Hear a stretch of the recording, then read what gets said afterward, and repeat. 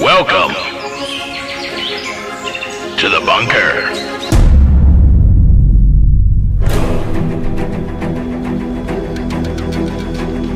Join Nikki, Rosella, Robert, Kayla, and Cole Wednesdays at 10 p.m. Pacific Standard Time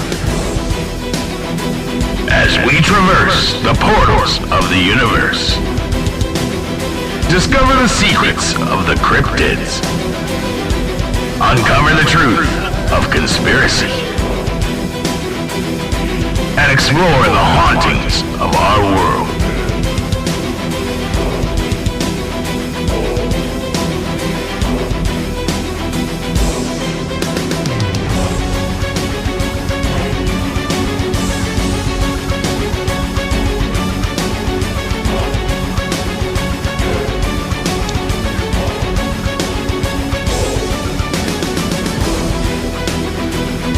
And once again,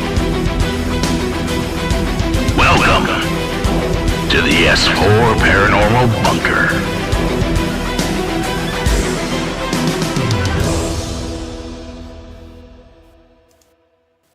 Hello, ladies and gentlemen. Welcome to another awesome episode of the S4 Paranormal Bunker. So, tonight, we are talking about the perception we have had of aliens over the last, let's say, 200 years. And we'll go back farther too, but like how much it has changed just in the last 70 years alone, to me, is kind of insane. So tonight we got Nikki and Robert with us as always. Rosella, again, is still on a break. So, yeah. How you doing, guys? Here.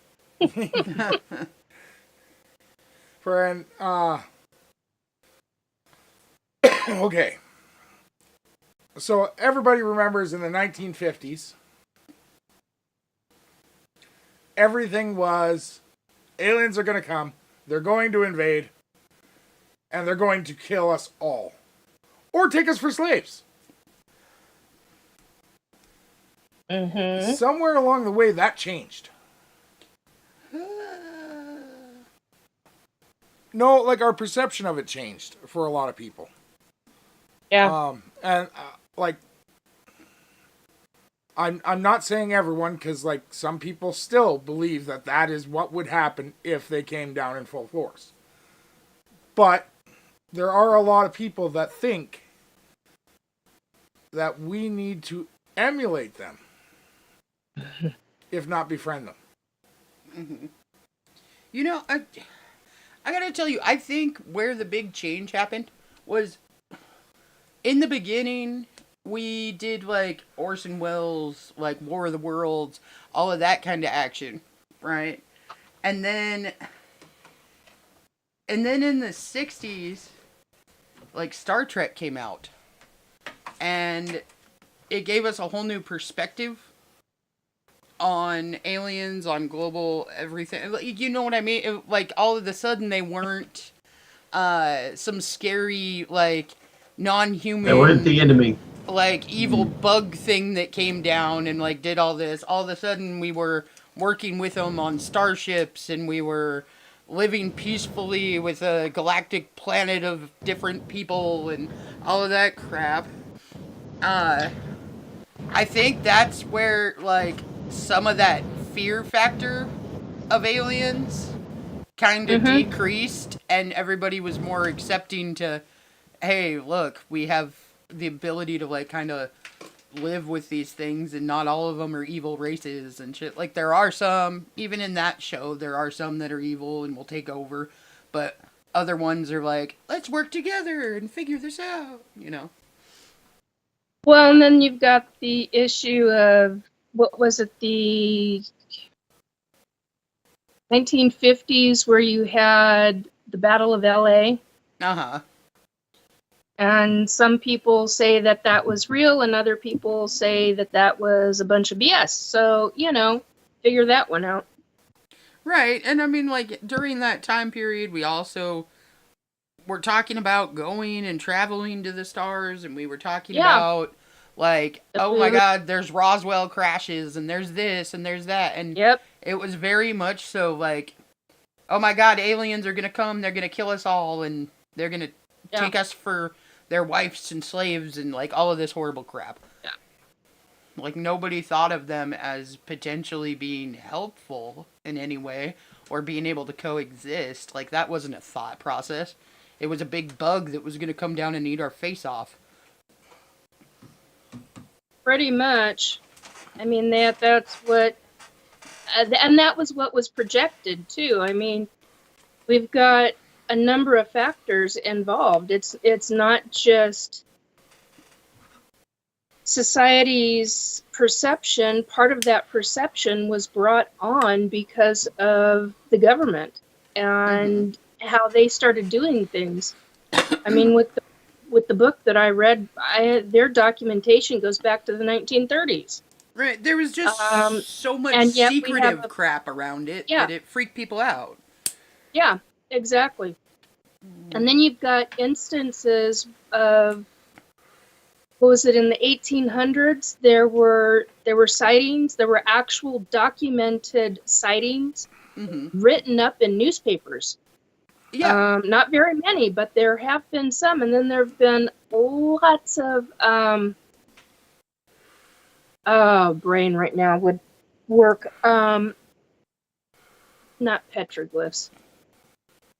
They're on carvings on stones. Hieroglyphs, thank you.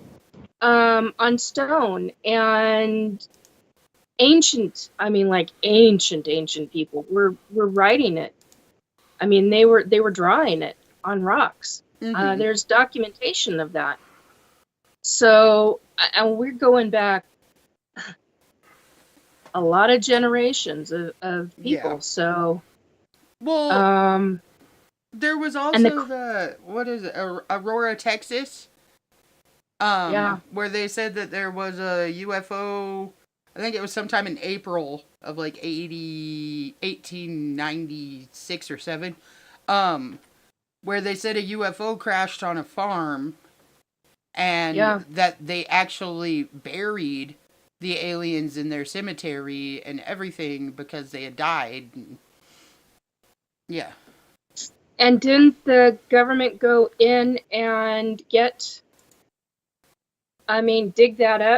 up the bodies, and now there's no evidence of it? So, I mean, how do you prove it out? Yeah, supposedly that's what happened, but there was still they made a plaque, a monument for them saying that this had happened and this is where their final resting place was and everything else. And then, years later, somebody tried to dig them up to prove or whatever, and it had already been dug up and removed.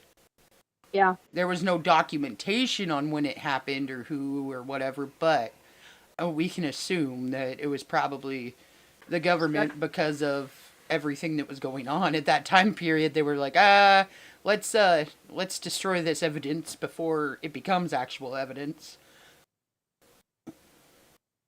Exactly. Okay, I have to apologize here. So I missed the start of this because I was checking if we were actually live and everyone could hear us. So what event are we talking about? The Aurora, Texas UFO incident. Where the UFO crashed in Aurora, Texas. It killed everybody on the UFO and they buried them in their cemetery in 1896 or 7. They just took a bunch of aliens and buried them out in the desert? That's awesome of them, but at the same time, could you imagine that conversation? They probably said never talk about it. Never ever talk about it. But then again, I mean, talk about whispers through the town. Sitting in the saloon like, oh yeah, remember that green guy? Well, do you know my issue with that actually would be that if an alien spaceship did crash and this entire town of people saw that there were aliens and they buried them and everything else, we're talking the 1800s, we're talking 90 something, okay? So I remember that lifetime. So How I mean, were they 100% sure that they were actually deceased?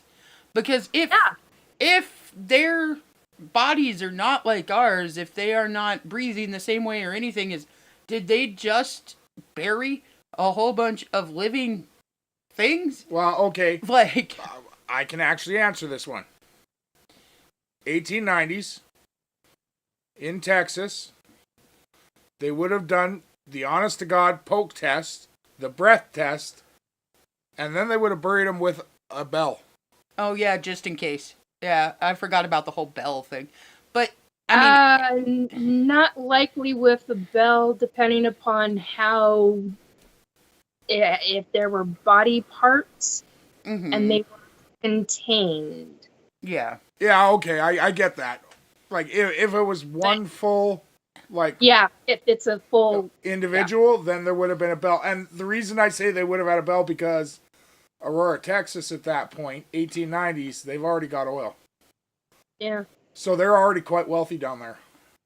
Well, and by 1890, in that lifetime, I was in. They hauled us over to Florida, if I remember correctly. For what? So, different subject. Okay. Okay. Fran. Regarding Native Americans. Let's put it that way. Okay. So, anyway, I don't remember this. I thought Okay. Anyway. We're going to have to get off topic here for a second because you just reminded me of something. What's that? Fran. Kayla found this YouTube channel, which this guy is great. He is the most amazing videographer I've ever seen work. This guy has he has the knowledge of Steven Spielberg, Gene Roddenberry, and like a pornographer all in one. Because he's so descriptive. But does he take photos of naked flowers? So he does Kinda. this thing where what was it called? Oddities? Yeah, it's oh god. Where it's these new creatures that have replaced humans on Earth. And The Church of Z, the monolith. yeah, they call us humans. And they don't know if we're real. We are like the ancient Bigfoot Sumerians. to them. Yeah, Yeah. we're Bigfoot. They don't know if we actually existed. Because their government's trying to convince them we never did. Fran. It's actually really kind of cool. But they start talking about when America became a country. And they're like, they wanted to get rid of, or away from this tyranny, so they moved to this land that no human had ever populated before. And he kept repeating it. He probably said that line 6 times. It is the greatest thing ever. Well, and then he was like, and then they had a tea party, but like 20,000 people died. It was a weird tea party. Yeah. And they found a piece, or like one of the original American flags. Yeah. Yeah. And that's the way they said it, Robert. Was the Ferengi version. But Come on. I can't remember what they were called. Glausen or something. But they're he's got probably around 100 videos. And they're only about like a minute to 2 minutes each. Wow. But they're on democracy, marriage, religion, everything. They cover every part of human existence. And it is absolutely great. Friend, if you guys get a chance, you need to look this up. Because they look like what we picture a lot of the alien races to be. Mm-hmm. All these guys take that image. Friend. And they do all the same things we do in our lives. But they tend to live in Britain. It seems like. Because they have towns like Diddle. And Deedle. And West Deedle. And, like all of their names are Britain names of their towns. But some of the towns are 3.2 seconds from the center of Deedle. Some of them are 1 day and 4 miles from Deedle.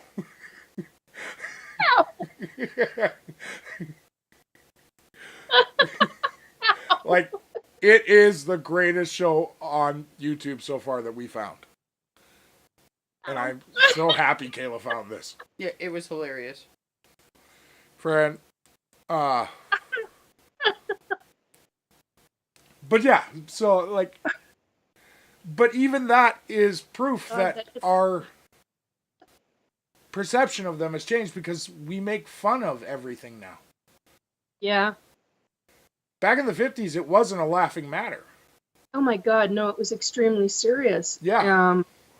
A lot of times you'd get shot. I mean, it would get to fights to where people would be shot for their belief systems. Well, but like to mention an alien, it was horror or you're crazy. Yeah. Stark Raven Looney Tunes. Yeah. And they put people in institutions for that, what they would call insane asylums. And one of my favorite movies showed all that in a very satirical way, and it was Men in Black. Like, if you're going to make fun of the 1950s version of our idea of aliens, there is no better way to do it. And you're making fun of the government involved with them. It's called Neural Viz. Neural Viz? Yes. That's okay. That's the YouTube channel. Friend. This week has kind of been a little bit of a week of discovery for us for stuff that was either really funny or really uncomfortable. Yeah. Right? And some are a little bit of both. Yeah. Oh, yeah. Yeah, it's been Like, I don't imagine you had the chance, Nikki, but do either of you watch the Super Bowl? I got to see actually about 30 minutes of it, and I was like, what the hell is this? Yeah. I was like, wow, okay. I started watching about 10 minutes before the lame ass person.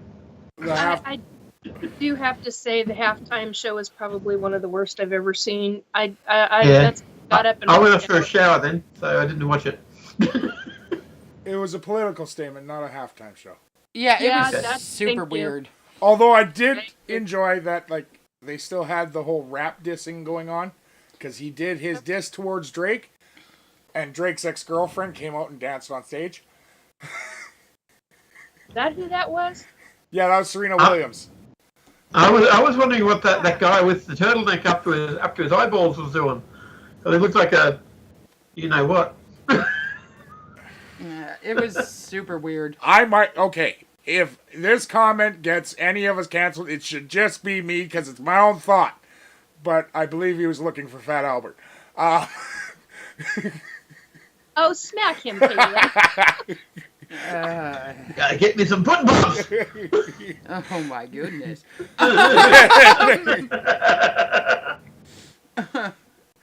No, but he really did look like a character from Fat Albert. Like, they all had... Think about that. One kid had the giant fedora hat. Or not fedora. Newsies hat. Yeah. And the one kid had the beanie that came all the way over his eyes. And, like... Yeah, it was a little They all weird. kind of look weird. So, but, like, that whole show was completely uncomfortable.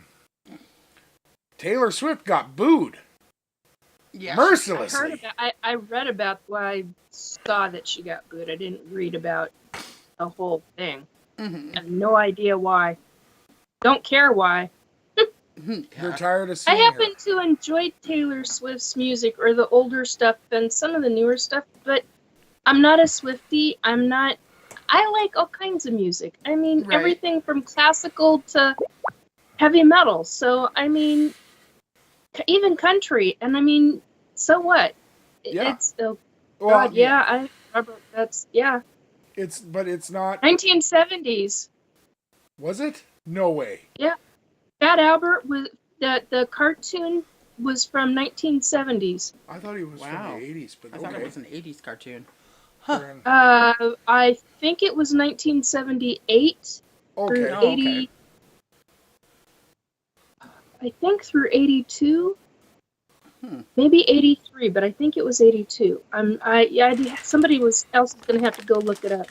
Fair- But no, like I said, like this week has been either very funny because like we've been watching some alien stuff, or and some Yeah, of I've been trying to find humor. well, some of the older stuff. When you watch it, it's like, and then From 72 to 85. 72. I see. I didn't want to go back that far because I was afraid I was going to be wrong. Yeah. I was thinking more along the lines of 75, but I knew 78 to at least 82, 85. Yeah. That was a Don't pretty remember. long-running show then. Dang. not really. Yeah.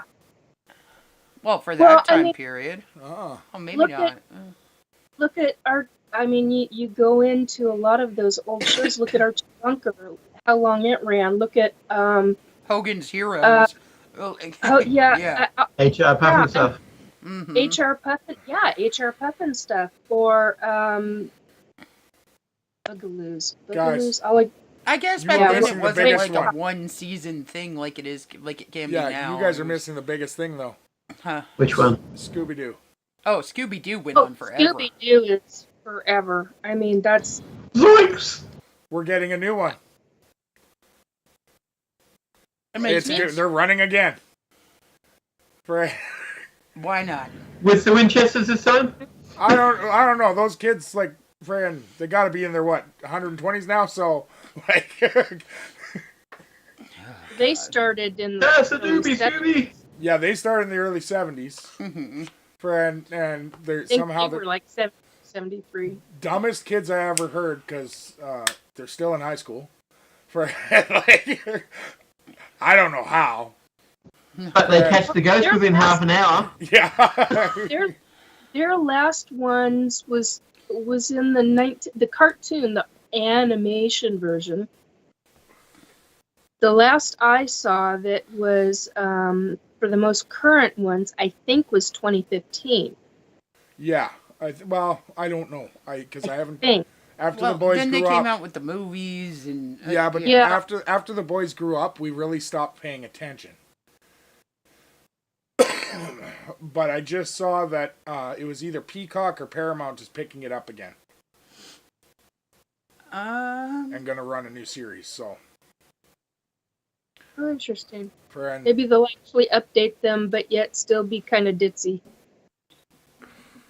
the last. I don't really want them to Scooby-Doo. update them too much though, because if they turn them I into know, I agree. if they turn I them mean, into the they kids of update- today, they're going to suck. They updated them in the 2015, the 2-year-long series that I watched. And the only reason why I watched it was because, well, one, I'm a Scooby-Doo fan, but two, is because it was during my back injury time and we were at the family was at the house. So that's the only reason why I really remember it. The last Scooby-Doo film to come out was that was animated was a Scooby-Dooby-Doo Christmas, and it came out in 2012. No way. Yeah. Yeah, but the series, there was Yeah, a but series When was the they last time? did. Yeah, series. Just give me a second. Because those series, they seem to run forever and a day. Well, this one, if I remember correctly, it only lasted 2 years because I watched everything I could. It was really interesting. Last episode of Scooby was actually in Supernatural. Scooby Natural. It aired 29th of March 2018. 19. So, Yeah. 18. 18. 2000, yeah. Scooby-Doo and Guess Who was 2015, and then the Velma show was 2023. Do not even mention that show. Well, was that for adults or? Yeah, but the Live Scooby-Doo and Guess Who was 2019 through 2021. That was God, the that must last. have been the live action. No, that was a series that was animated. Haven't seen that one. But There was one where they actually showed the parents of Daphne. They actually showed the parents of the one that I'm thinking of. They showed, yeah, well, and what happened to Fred's parents. So he became basically emancipated. Mm-hmm. Did they show Daphne's Shaggy's? parents' ailments? I don't think so. Like, I kind of expected them to be hippies. Actually, Velma's mother was she was more into everything the occult. Okay. That's how they represented her, and very much hippie-esque. Yeah, so that was Scooby-Doo and Mystery Incorporated from 2010 to 2013. 13. Mm-hmm. And then there was Be Cool Scooby-Doo, which was like a baby version of Scooby-Doo. And that was 2015 through 18. Huh. So yeah, I mean, they've had a lot of reincarnations of Scooby. For sure. But even they have done a soft introduction to kids with aliens. Oh, yes. Mm-hmm. Look at the alien version in the I think it was 1977. An alien, they got, well, they did soft Crystal opening Blue. for, Yeah, think of Flintstones. The Great Gazoo. Yeah. Oh, yeah, no kidding. And then the introduction of Marvin the Martian to Looney Tunes. Yep. I mean, they've been trying to fix their mistakes. Yeah, this has been going on for so many generations. I mean, it goes into black and white movies. Mm-hmm. Because it was Hollywood's fault. Yeah, I mean, but I don't know how. I can't say for how far that goes back. Okay, that goes back quite a ways because the U.S. government put in, I don't remember the name of it. I just came across it recently, too. But I came across it when I was, like, between vomiting sessions last weekend. So I'm lucky I remember anything right now on it. But it was basically, they have it was called a ranch. Mm-hmm. But it was basically it was basically a set of Hollywood studios where they created their own thing, shall we say, regarding movies, and the government had their own setup. So like propaganda. They're very, for propaganda. They're very infiltrated into Hollywood. Mm-hmm. They have been pretty much from day one. And I think it really came down to because of what took place in the 30s, which I'm not going to get into that book that has gotten me into so much trouble. Mm-hmm. But really because of the 1940s and 47 with Roswell. That was the one that made so much national. That and the one in Burien, just outside of Burien, with the pilot. I can't think of the name of the pilot. Yeah. Do you guys remember an animated movie called We're Back that was dinosaurs? Yeah. So in that movie, oh my god, yes. There's like a time traveler from the future that goes and gives them like brain enhancing cereal. Yeah. But he looks like an alien. Like he has features of an alien. He's supposedly a human, like, but from way, way far in the future. And I find it funny that he looks like a little green Martian. Well, the thing is that they've been doing a very slow drip of society, of the entire population, the world population of humans. I mean, they've just been doing a slow drip.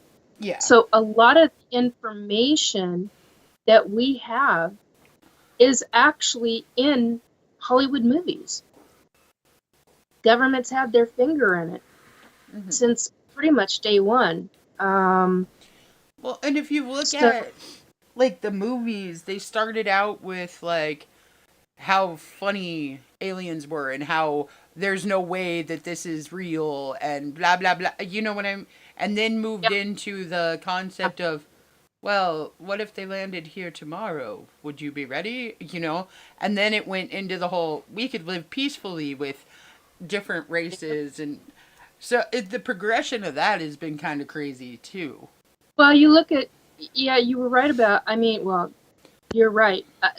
But you look at Star Trek, excuse me. You look at Star Trek, really was the, okay, antithesis is the word I'm trying to say. Hopefully I pronounced that correctly. And somebody, I think it was my mom, who just gave me, please remember, oh crap, whatchamacallit zone. Twilight Zone? Twilight Zone, where you had all kinds of, thank you, Kayla, we had all kinds of different, unusual scenarios with so many different crazy, but they're not, and, Yeah. you know. Well, then we got, like, X-Files, too, which opened up the whole thing on, is it a government conspiracy? Are they really out there? Like... Yeah. Is it a Mandela effect? Yeah. Like, they were one of the first TV shows to really just unleash all the conspiracy theories into a format that regular people could understand what they meant. Yep. And then you got SG-1, Stargate 1. Mm-hmm. Which brings in say the it whole... that way, I'll agree with you, because... Say that again? Well, I will say Hitchcock tried to do that too, but... Yes, but in a different way. In a way that no one fucking understood. Hitchcock movies are hard to understand, just because he tried to put so much information, but tried to do it in a way that people would understand, but it made it so nonsensical that it was... Or he'd do a scene where there was no information at all. Yeah. It would be almost silent movie and he status. expected you to understand it. But you needed to get it from the clues that were around the room. Like, it was... Hitchcock had some interesting ideas on a lot of things. Now, I love Hitchcock. Dude, Strangers on the Train is one of my favorites. The Birds is crazy, one of my favorites. But... Yeah, Hitch as well. He definitely was more like the M. Night Shyamalan of his time. Everything was twisty and everything was... Yes. Super different. Nikki, you broke up there for a second. It kind of sounded like you said, I love that bitch too.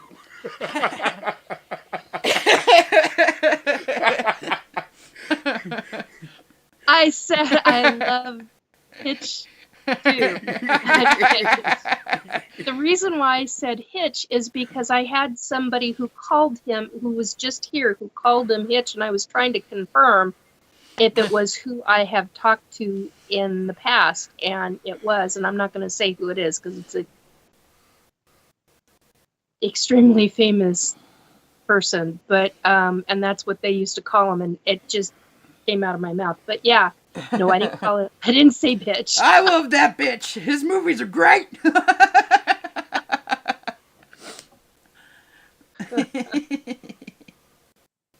I can totally see you saying something like that, though.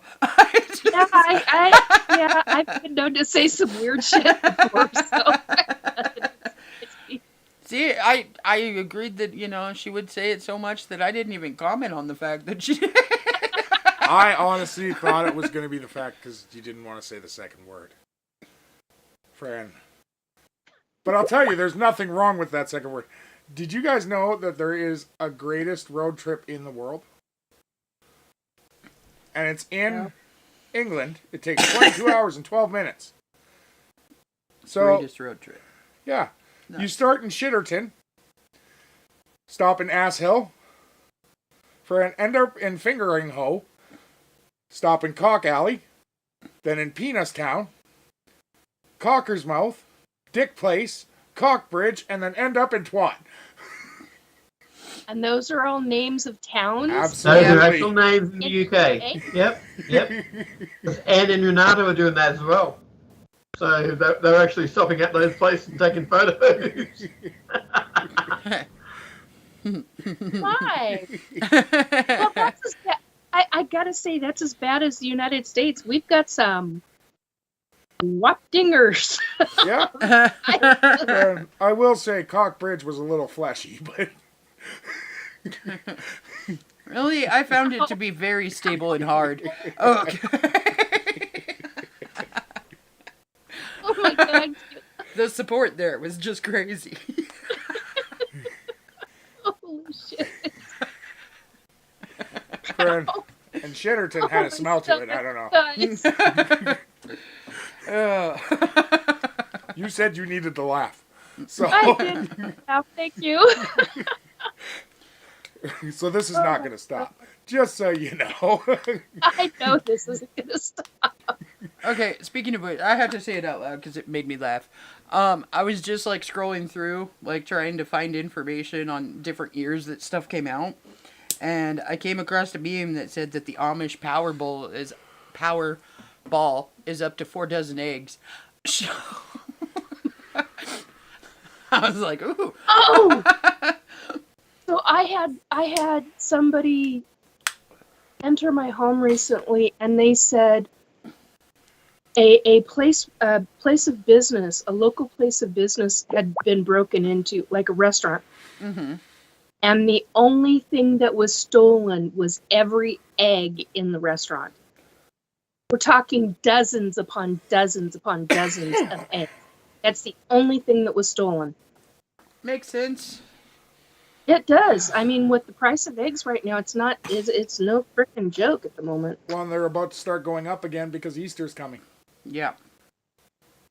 Yeah. So- Could have been Bill and Ted. How excellent. Mm-hmm. Oh my god, you guys. Well, did you guys hear about the ramen truck that tipped over? Oh god. Yeah. And Nope. Go ahead. the company announced a loss of 46 cents. Yep. Like, friend. So, with the alien thing, though, like, do you guys think? Okay, how do I word this? Do you think the cartoons, like the Looney Tunes and Flintstones, do you think that's possible that those guys were working against the government to fix what Hollywood had done? No. I think they were part of it. Yeah, because if people saw enough of it, they'd say, "Oh, you saw that on the cartoon. You're just making it up." Yeah. It's too easy. I mean, look, okay, here's an example. You look at, oh no. There's a movie, well, not that many years ago, in the last 6 years, I think. Mm-hmm. I can't think the name of it. It's the one, Battleship. Thank Yeah. you. There's the ET that looks very similar. Now, they didn't have the spiky things on the chin, but the eyes are the same, the body shape is the same, the skin color is the same, the eyes are even the same. And the eyes are sensitive. Were they so sensitive that they ouch? Knock it off. No. Sorry, I just got ear pitches, and it's a combination of hierarchy and spirits. I'm already right. Guys, leave me alone right now. So the point is that they're already. You look at Jupiter Rising. Is that the name of the movie? Jupiter Yes. Ascending or something? Mm-hmm. You look at that movie. The reptilian with the tail in that movie. Mm-hmm. Those are Dracos. Yeah. Very clearly Dracos. The three siblings that where they can dip into this essence liquid and come back out completely rejuvenated. There's similar kinds of things, not that thing, but similar kinds of things in the ET world. There's things that some people call med beds. Well, in Stargate, they called them sarcophaguses. Yeah, like liquid health Yeah. or rejuvenation chambers. Yeah. Yeah. I mean, so... nauseous. Sorry. So, but what I'm It's linking out it, there. what I'm linking it to is the fact that Hanna-Barbera, Yeah. already had a huge issue with the American government, Yes, they did. Mm-hmm. and I can't remember how right now, but I remember reading about it in one of my mom's newspapers when I was a kid. Because I was fascinated because I loved Hanna-Barbera. And there was something else about it, too, and I don't remember what the hell it was right now. well, in the days of World War II, they were originally told that anything they made when they first started had to be propaganda for the war. Yeah. And they refused, and they were held back from actually producing a lot in those years. And then look at Looney Tunes. Yeah. And so that's the thing. Hanna of Hanna-Barbera actually owned a pretty big chunk of Looney Tunes as well. Yeah. So the thing with that is, when Looney Tunes started doing those things with Hitler and shit in them that are kind of fucking horrible now. Oh, in the 80s. Yeah. They were also told to stop. That was And they in refused. 85, I think. No, 80. Something like 85, 80 to 87, 88, something like that. I don't remember exactly. But because then you've got the 1990s where they were doing Yakko, Jacko, and yeah. Dot. And that was the 1990s. well, that was Warner Brothers. Hanna-Barbera was the only one that full out refused to work with the government on what they asked them. Mm-hmm. Yeah. So I'm wondering if them introducing those characters was another way of that, because even though Marvin the Martian and the Great Gazoo were kind of leaning towards, we want to destroy you, they made them lovable. Yeah. And then besides Marvin the Martian, look at the other ETs that they created. I remember Marvin in the foreground and then these other tall, skinny ones in the background. Yeah. And then you've got the 1990s movies where I cannot remember the name of the movie, but Drew Barrymore, it's an animation, but it was the 1990s, and they're out in space, and I just lost it. I had it, now it's gone. But Drew Barrymore played one of the characters. I love that movie. And one of the few humans left alive was this young man. And Titan AE. Yes, Titan AE. Oh. And that was a fascinating movie because of all the different things that they showed. And I remember Duck Dodger. Yep. Now, I gotta tell you, Titan AE, and Cole can attest to this, is my movie I watch when I'm not feeling good. Yep. It is my movie that I put on to just relax and like have something in the background too. I love that movie. It's up there for me. It's not when I As I become more somebody else is comfortable, gonna have to talk. as I become more comfortable, I'm willing to talk about it more, because I am talking about it more in my life. Mm-hmm. But mine has been for quite a few years Lilo and Stitch. But I'm still at the point where no one else can be here. I only watch that alone. I don't know why. But Friend, You see, I also really am an Invader Zim fan. Okay? I've always been an Invader Zim fan. And I think with that particular story, it's more like that aliens might have all of these powers and everything else, but they are more humanized than we think. Like, they're just like us, where they make mistakes and they do stupid stuff and they, like, can't process certain things. Like, you know? oh, come on. I just exposed myself a little bit on the air with the Lilo and Stitch thing. Maybe you could actually tell them that you really actually identify with Gur a lot more than you want to admit. Oh, I love Gur. Gur's my favorite. I said identify with. I do, because I'm just like, doob, doob, doob, doob. Friend, That's, have either of you actually watched that? uh-uh. You need to find it. Nikki, you are going to get such a kick out of this.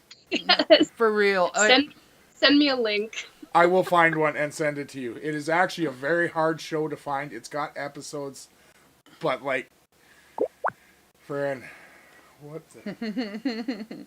Yeah, that was like. I love Paul. Yeah, the movie Paul. I loved that.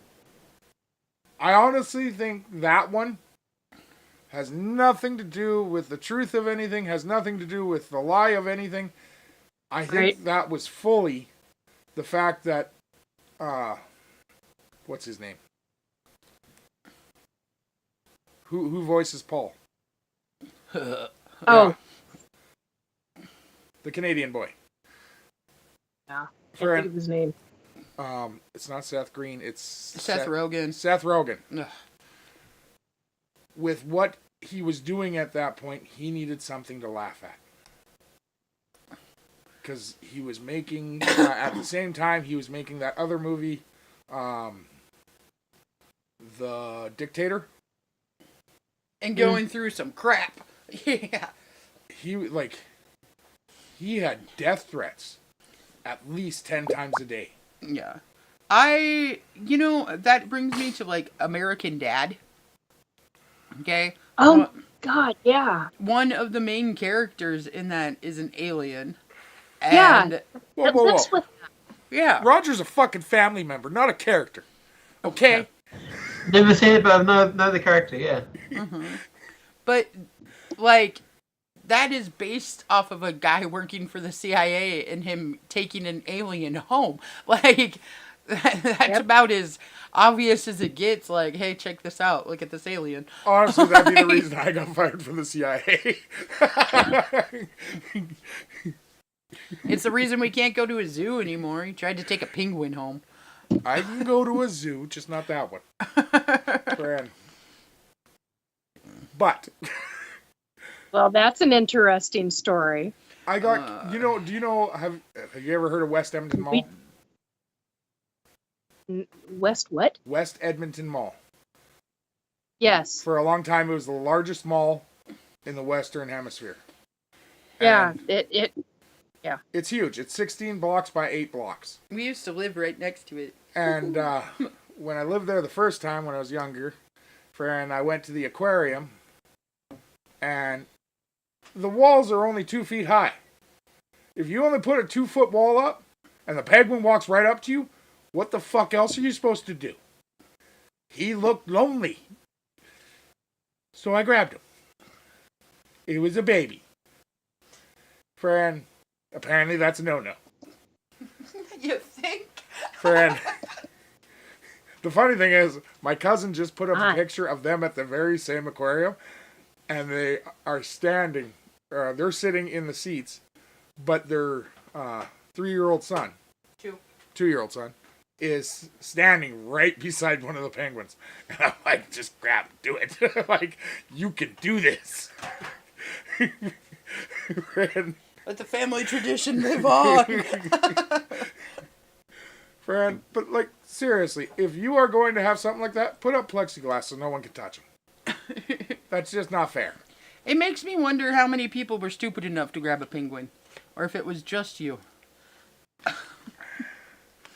do you mean stupid enough? I'm sorry. How about lucky enough? Lucky. How many penguins have you got to hug? None. I did get to feed a giraffe once. That was pretty cool. I did find out now I have to go to Dallas, Texas. There's a Well, I managed to catch a western grebe over in Portland in Seaside because there was a big storm and all the water birds were knocked inland. So me and the wife were walking. It was our honeymoon at that point in time. We were walking on the beach about 11 o'clock at night, and we heard this thump, thump, thump, thump, thump over to our left. Thump, thump, thump, thump, thump. And I only had a little pen torch, literally a pen with a torch in it, that I was waving around trying to see things. And along comes this guy that appeared out of nowhere with a dog. And I reckon he was a ghost.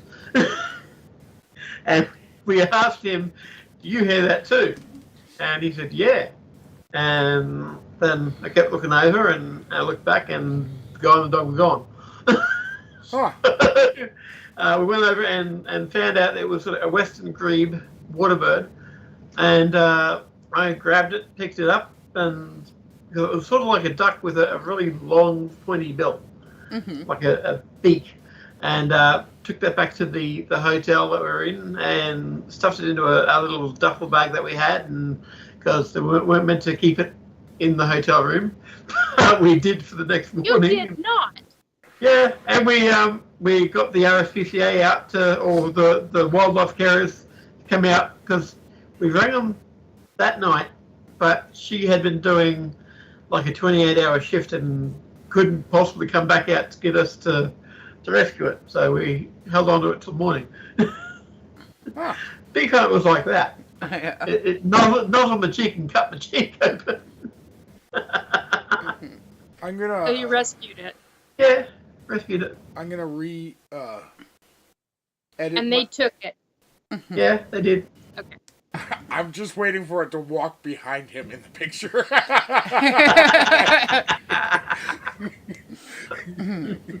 Friend, I'm gonna re-edit my statement though.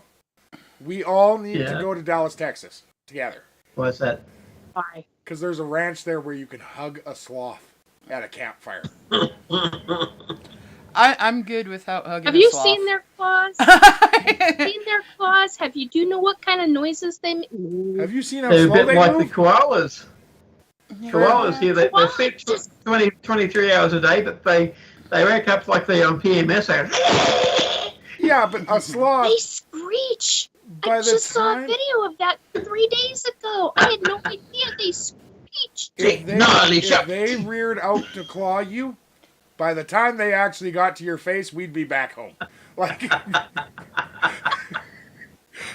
Okay. what? That just Way off reminded me topic. of the whole drop bear thing from Australia, where they're like evil koalas that just drop out of the trees and eat you. Friend. In Canada, we drop wolves. Friend. I don't know. I would probably rather take on a lone wolf than a moose. Oh, not lone. Moose is scary. Friend. Moose are very scary. Like, I will give America credit where credit is due. You guys did a great job in World War II with the paratroopers. But now, Canada I had a is... cousin as a paratrooper. We just dropped a set of wolves by parachute into Wyoming again. And we're getting good at this. Oh my god. What? Is that because of the tariffs? No. You just released I'm sorry. Apparently Wyoming has too many elk. So we found a way to stop it. Oh, okay. Just by releasing a bunch of wolf packs. Yeah, you find the elk herd and you drop them right there. Oh, man. It sounds like some Trojan horse Attack from stuff to above. me. Yeah, it works. Go back to the ETs and society. So next, the ETs are going to be dropping. No. Oh. Fred, Oh, they're like, honey, they already do. What the hell? no, like by parachute. Well, yeah. Have you ever seen Fred. Brazil? I mean, they do paragliding all the time. The aliens? Well, yeah, they're allowed in Brazil. That's true. How the fuck is that the only country that they actually have an amnesty in? Because a lot of them are hairless and gives the Brazilians something to do. That's true. There's lots of stuff to do in Brazil. What are you talking about? I mean, I happen to like Brazil. yeah. I just like their bikinis. I mean, what? What? Now, that's an interesting subject. Yeah, where did that come from? Right? Well, every time I think of Brazil, I think of a Brazilian wax. I don't know. It's just the only thing that pops into my head when Brazil comes up. And then I see little speedos and stuff. Like, Ladies, you do realize the Amazon forest is in Brazil. Like, Yes, well, I yeah. know. But still, Well, see, all I now think you about is have butt the waxing. Amazon forest, I think of the Amazon River, then I think of not the pythons, the boas? gigantic snakes. Anacondas. Anaconda. Yep. Friend. And every time I think of anaconda is my anaconda ain't my anaconda. Which Which brings me back. back to the Brazilian wax. It's a vicious cycle, I tell you. Anaconda don't want some unless you got buns on. Friend.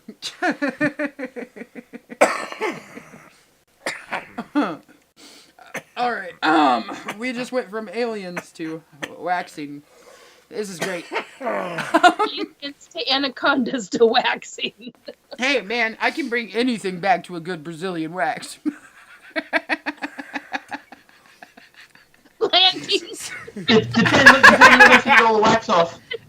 Somebody just said landing strips. Somebody's got a really fucking sense of humor. Wow. I can only imagine who that. Oh my god! I just got lightheaded. Here's the honest to God problem. I don't know how to bring us back to the original topic now. Well, Nikki just had a perfect segue with the landing strip thing. So, what? Aliens use landing strips, do they not? No. Alien life. Yeah. I have never Who knows if they got bugs? I have Hey, never seen an alien that needed a whole strip. Yeah, that's true. They Like- just kind of come down. Maybe that's why Greys are so hairless. Jesus. Because Brazil was the first place they landed in. That would make so much sense. Well, and Nikki, aren't the Greys the ones that don't feel pain? Yeah, they could totally get waxed and wouldn't matter. Like, yeah, the original Greys, to my knowledge, yeah, but not the hybrids. The hybrids, I know, feel pain. so the hybrids will be hairy. No. No. Although I do know, yeah, there are quite a few hybrids that even my kids, my hybrid kids, yeah, they've got hair on their head. I have no idea down below. I don't want to know. I don't care. But one of the things that I do know is a lot of them are hairless from like the neck down. I don't know about in their private areas, but I do know that the rest of them, But they have like very little or no arm hair, leg hair, armpit hair. Yeah. correct. Okay. But the hair on their head is, I was just going to say tubular. That's not how. It's hollow. The hair on their head is hollow, which is why, at least my hybrid kids, it's why it reflects a very specific way with light. So it's like polar bears. Never thought of it, but yeah. Friend. And so it reflects light a very specific way. So you've got the pigment on the outside, and you got the hollow hair shaft. And I mean, when I found that out, I mean, it was a real mind bender to me. So, yeah. Now, okay, so we talk about hybrids, and we say that like but every hybrid that I've seen or heard about looks very, very much so human, with a couple of identifying factors that makes them look a little bit different. Now, wouldn't there be So no. some that took on more traits from the other side of their, or are they genetically manipulated to look more human? They're it's a combination. From what I understand, from what I've been told and what I have witnessed. Mm-hmm. Now, Archie Andrews might have a different take on this, but from my personal experience, what I've witnessed is they've got a lot of the abilities of the ETs. Their organs are a bit different Okay. than human organs are. Their bones are, so they manipulate the genetics.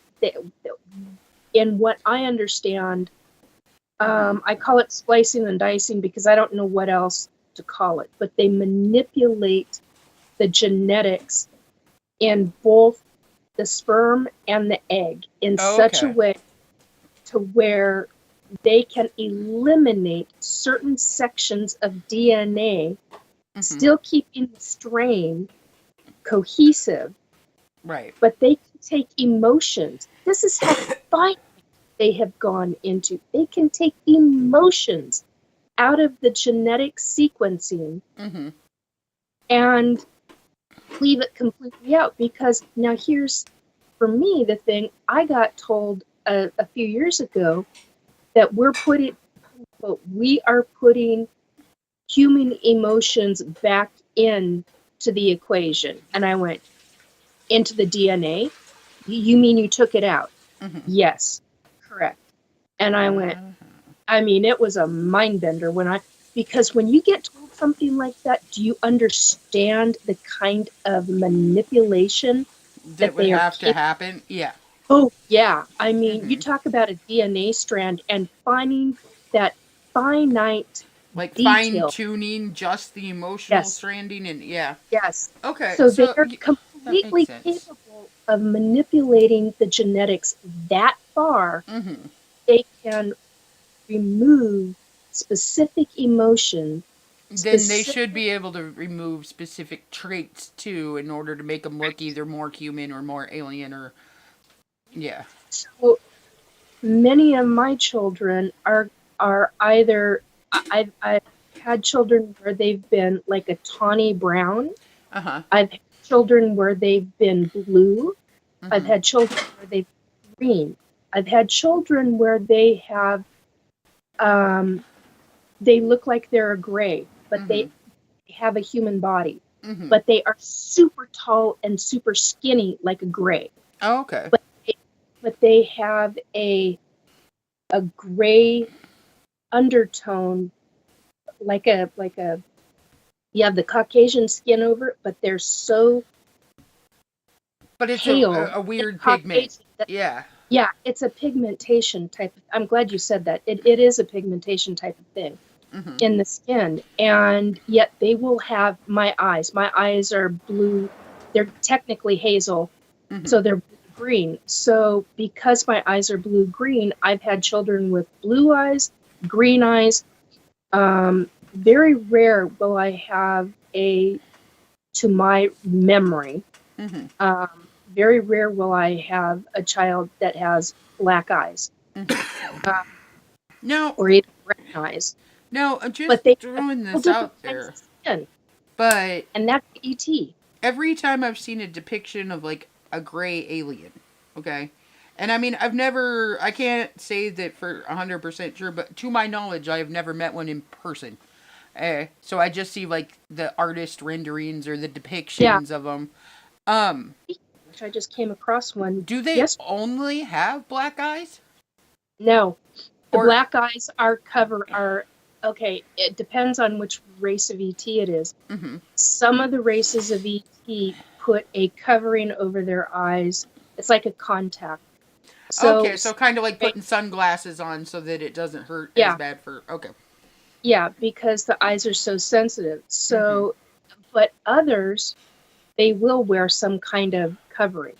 Uh-huh. If they're So do they have on, the same like pigmentations as like humans do? Do they have different types Yeah. of eye coloring then? Like if Yes. they weren't to be wearing? Okay. Yes.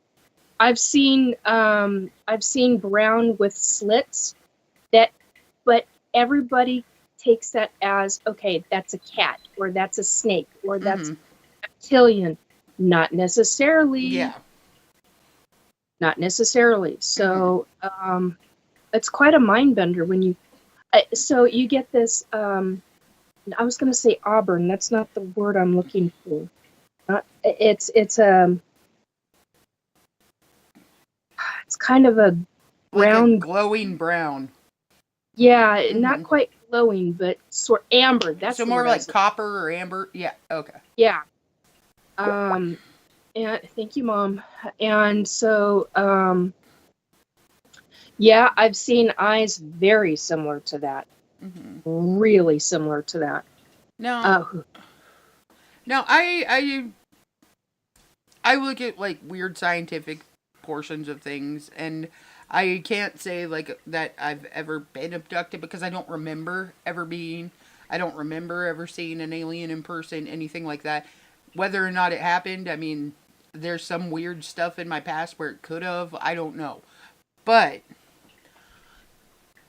gray aliens, to me, they are more like an evolved plant than they are an evolved like mammal, if that makes sense. Like their structure and like everything about them reminds me of plant life that is evolved to the point where it is sentient. Oh, interesting. I never would have put that together. Why do you think that? I'm curious. And while you talk, because I came across a picture and I want to put it in the chat. So hopefully I'll be able to. Anyway, go on. Yeah. Well, if you look at the structure like that I've seen depicted of gray aliens, they all have that long whimsy like hands and taller structure and status, but it's all core structure like a stem for a plant. Yeah. And even their skin, the type of material that it looks like their skin is made out of looks more like the outside of a plant structure, like of a stem structure, than it does like a mammal. Yeah. And I just, for some reason, I've always thought of gray aliens as being what life would be like if we had evolved from plant life versus mammals. Yeah. And their coloring, too. Because the only thing that makes a plant the color green versus being almost a non-pigment at all, like a see-through-y non-pigment, is the fact that they have the creatine in their genes. If they didn't have that in there, they would have the same coloration as a gray alien. Interesting. So I don't know. I've always thought of them as biological life forms, but more like evolved plant life. And then when you hear about basically how they can communicate through almost an osmosis type of communication, well, that's also a thing with plants. They can communicate with telepathy as well. Yeah, and that's what I'm saying, is that is more of a plant thing than a mammal thing.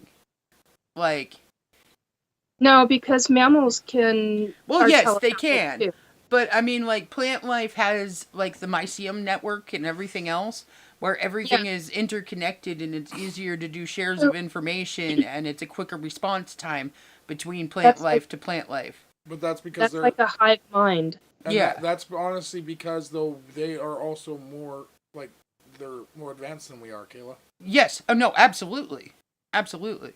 Okay, so I'm going to put in a couple of pictures.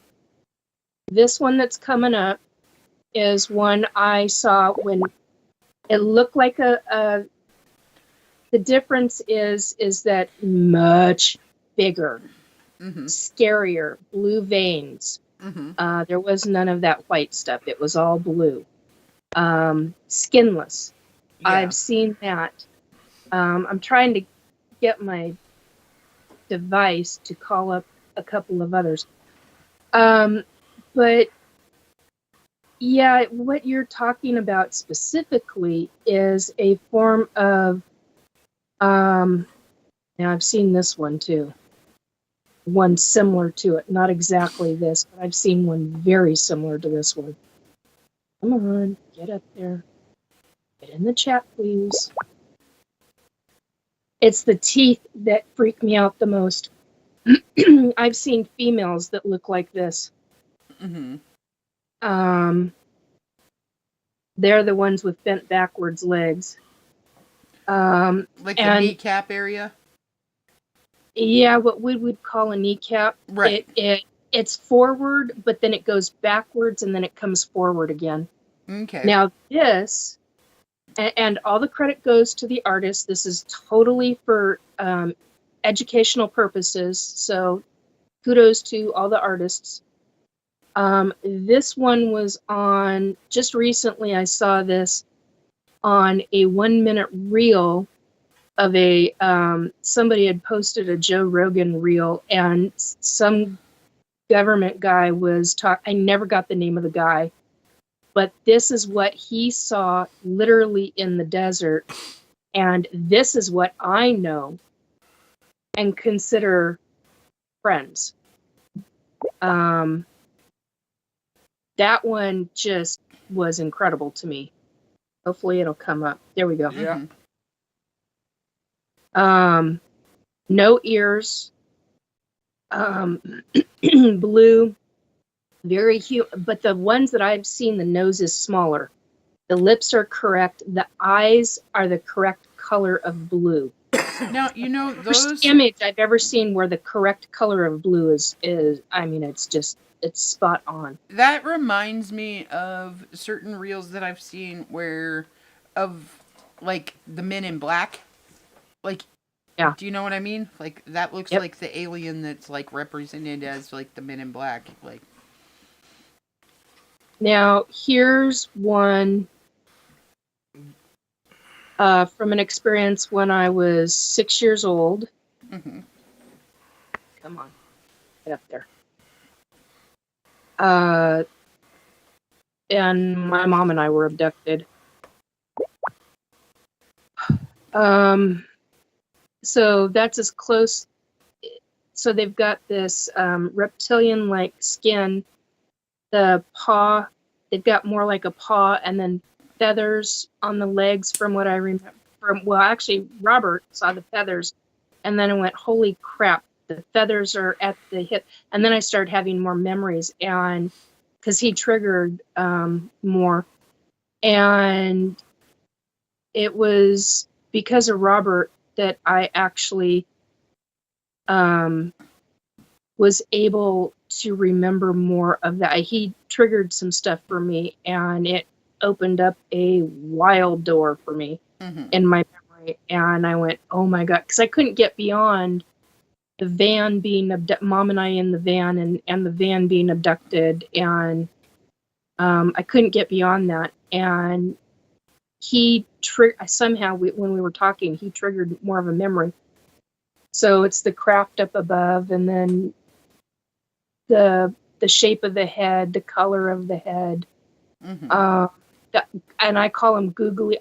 Ever since I was a little kid, I'd call him googly-eyed monsters is what I used to call them. And then it was gone. So, and I can't seem to call up the other pictures, but I'm going back on screen because I can't get the other ones to call up for me that I've got in my device right now. Ooh, hello. So those are just some of the ones that I've seen, but that rendition of the blue, the guy kept calling the ET a blue alien. And I was like, yeah, because they look grayish blue in that depiction. is the best rendition I've ever seen. So whoever the artist is, mwah, you did a phenomenal job. It makes me wonder if their diets consists of any kind of oh god, steel? No. Mercury. Mercury. Yeah. Like if it's a high mercury content Or silver. diet or Some of the ETs, their blood, I've seen their blood. Some of them it's blue, some of it's green, some of it's purple. similar to red. But it would also depend on the composition of their skin tone, because Yeah. like our blood is blue. Oh, when it's- brown. I've or- also seen brown. But it's blue when it's in the body. But as soon as it's exposed to oxygen, it turns red. Mm-hmm. Yeah. So, Well, and not everybody's. well, but like, Well, and I know some of them are copper based. Mm-hmm. Well, see, and that's the thing, is that what people don't seem to understand is that, like, life forms are not all carbon-based. They can't be. Like, we think of humans and we think of, like, all of the creatures on the earth and everything else, and, like, 99% of us are carbon-based life forms. Okay? And... Antids. But when we get into different worlds, different freaking solar systems, different everything... Well, they have different compositions and different makeups, so who's to say that it's not completely like a silicone-based life form or something of that nature? It could be anything. Well, there's spider races. There's ones that are octopus-like. There's ones that are reptilian-like. There's so many different kinds. Right. Yeah. I mean, life forms. like as far as their internal structure itself, because even like reptilian-based and everything could still be considered a carbon-based life form, just like our frogs or anything like that here. But I mean, there's got to be life forms out there that are completely different bases. But that's the thing. You're also assuming that just because they look reptilian in nature means they are carbon. Well, I mean, they wouldn't necessarily have to be. That's yeah. But I mean, there's got to be like electrically based life forms out there that are nothing but energy based. Yes. Like, there's also, like our Keith talks about, there's ones that are, the way he describes them, it reminds me of amoebas. They're gelatinous. You know. Now I've never, to my memory, have never come across those. I know of the spiders because of being in the spider races, because of being, I don't remember fighting them. I know I've been in combat. I have memories of that, being in combat against ETs. How I survived, I don't know. I do not remember. Well, just like I the probably mantid races, yeah. I've met. That is in my phone. I'm gonna figure out what the hell I did with it. Be right back. I'm still on though. I have met. Come on. Oh, thank you. Mantid races. But I've also, come on, phone. I've also come across, ones that remind me of mantis, but they are not of that same race or even hybrid of it. Yeah. Well, it's like the difference between like a grasshopper and like a stick bug. You know, like they look similar, but they're obviously not the same. Yeah. Exactly. This might take me a minute. That's okay. Oh, where the heck are you? Should be under ET. Yeah. ET I drew. Hold on a second. Okay. I'm looking up.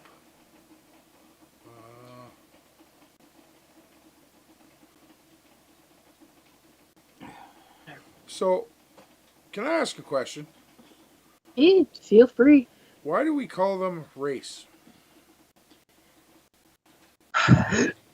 human race, Okay, but we're not. but you've got different species of. You've got different levels of it. Well, that's the thing. Shouldn't we be calling them species? Yeah, 'Cause- that's a me thing. I know so many people that don't call them. But They call them species, but that's just always how I've grown up with it. and I that suppose. yeah, Suppose that's how because you explain it. that's the thing. Like with all of the major documentaries that you see out there about aliens, Yeah, it is racist. it's and but Correct. yet at the same time, growing up. So now I'm not finding it. Growing up, I grew up hearing species, different, because you got different animals. It's a species. Yeah. But then you get into ET, it's a different ballgame. Well, I think that the reason that we call them races versus species is because we think of a species as animal, okay, where we think of aliens as an intelligent life form. So I think that we think of them more as a branch or as an equal of the human race versus a species where we kind of designate that to different animals. You know what I mean? But the problem I have with that is until we can actually say that, and as an entirety, that all races are equal. Yeah. That's not a fair comparison. It That's really a horrible isn't, comparison. but Okay, I've seen this one. This one does not make me a happy camper. Let's just put it that way. Ick factor to the extreme. He looks like he's got a stick up his ass. Yeah, that's the attitude. Not nice. Again, kudos to whoever the artist is. well, that's the thing though is now I've heard a lot of different people have a lot of different alien contact with different species, races, whatever you want to call them. But they will describe something completely different than somebody else. Like the same, like they'll talk about like gray aliens. I just use that because that's the most well-known species of alien. But you'll have somebody that meets an alien and they say that it was like a horrific experience and they were terrible. Where you'll have somebody else that says that it was a almost euphoric experience, or you'll have somebody else that says they were the nicest like creatures you'll ever meet.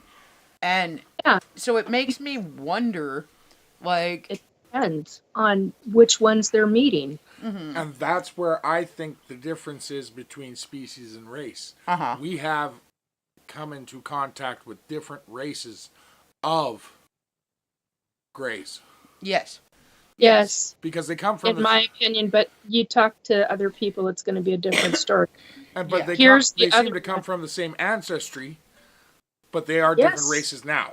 Yes. Well, and that's what I'm saying is that we Generation.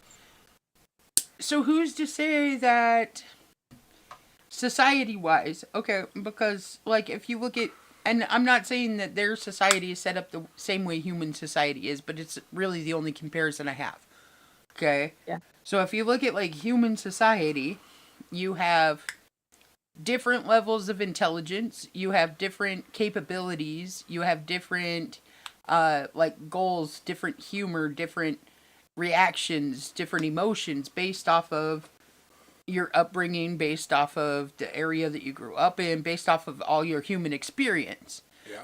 Okay. Here's another one coming in. So, wouldn't, like, not all of the race or species of one particular alien would all be the same? Wouldn't they have their own experiences and everything just like any other animal or human? Like, depends on what the goal is. Mm-hmm. Yeah, I think that would also depend on the species because a hive mind wouldn't, Right. They would all have whatever the hive goal is. and the hive experience. Yes. But So you could meet one member of a hive mind, yeah. and then 3 months later down the road you meet another member and they remember you. Yeah, and it would be Yeah. basically like meeting the same person or same entity because 'Cause they have whether the or same not it was experiences. different. Yeah. Sort of. But They see, have their own identity. Yeah. yeah, but see that's what I'm saying is that like there's got to be like we think of all the gray aliens as being like scientists and being able to do this and everything else, but there's got to be like your facilities people. There's got to be like your farmers. There's got to be your like everyday society members that wouldn't necessarily be like The abduct- super doctors or something. You know what I mean? Yeah. Like, doesn't it That's- seem like they're there'd not have out- to be the lower... I'm not going to say, like, lower levels, because that's not the right terminology for that, but there would have to be, like, remedial jobs in there, too. There would have to be, in order to have a society that worked. Wouldn't there? Oh yeah, there's usually a society. There's another one. Wicked MFers. There's a difference with this one though. They don't have all the thank you. They don't have all the tubing up on the top of the head or the front of the face. These guys, they're wicked. Wicked, wicked, wicked. They are heavily militaristic. And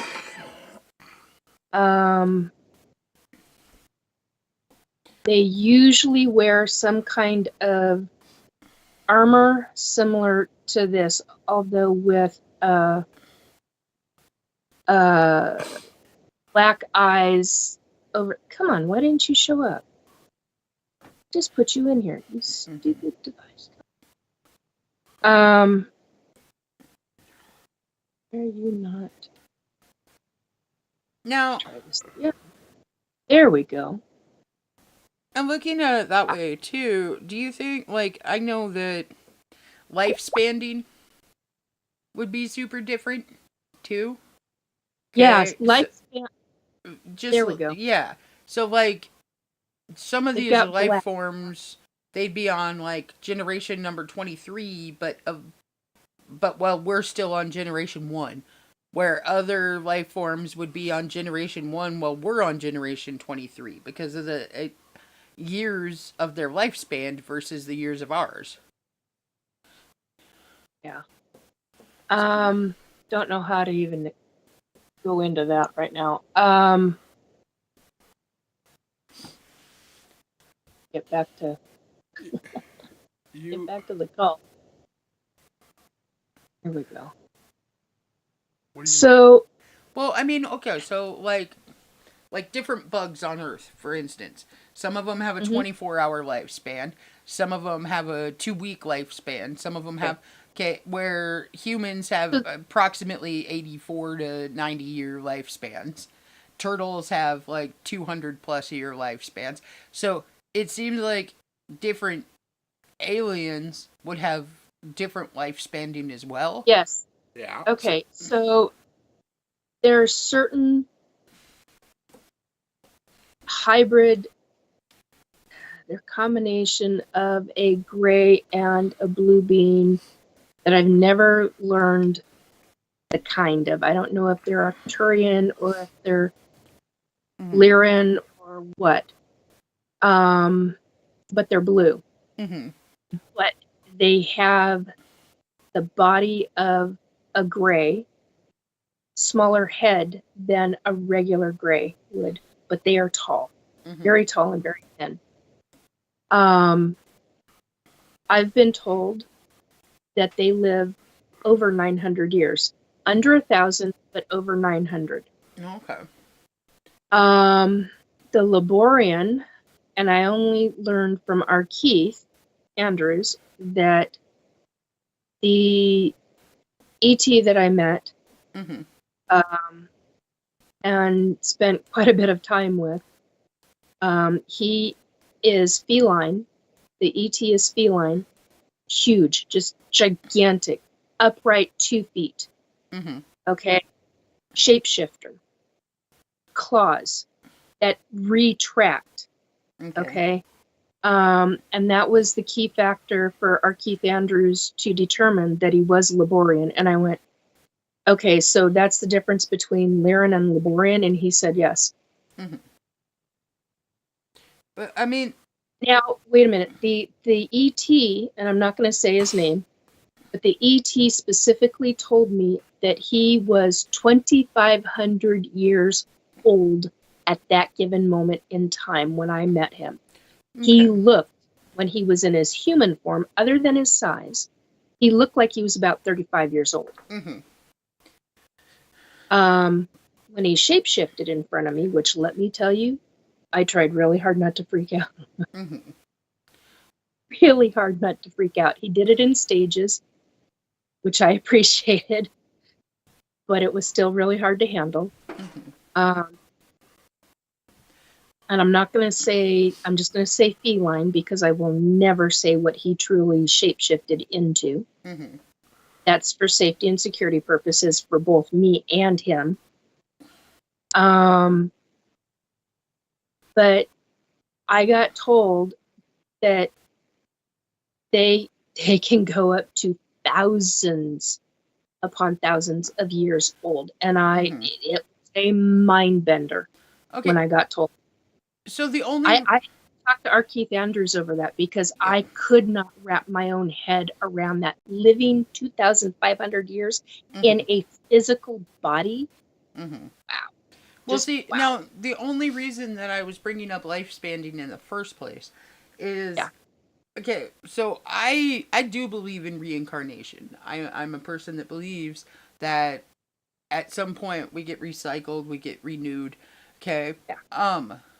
So if we have a being that has been, let's say, watching us for 25,000 years, okay, and it's the same being, then would they see us as the same person? Like not necessarily the same person, see our soul.